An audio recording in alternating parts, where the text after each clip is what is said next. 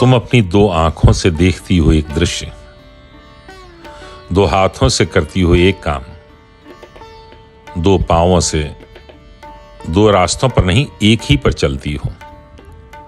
सुनो चारुशीला, एक रंग और एक रंग मिलकर एक ही रंग होता है। एक बादल और एक बादल मिलकर एक ही बादल होता है। एक नदी और एक नदी मिलकर एक ही नदी होती है।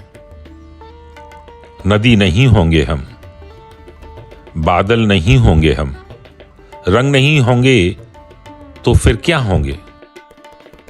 अच्छा जरा सोच कर बताओ कि एक मैं और तुम मिलकर कितने हुए? क्या कोई बता सकता है कि तुम्हारे बिन मेरी एक वसंत ऋतु कितने फूलों से बन सकती है? और अगर तुम हो तो क्या मैं बना नहीं सकता एक तारे से अपना आकाश?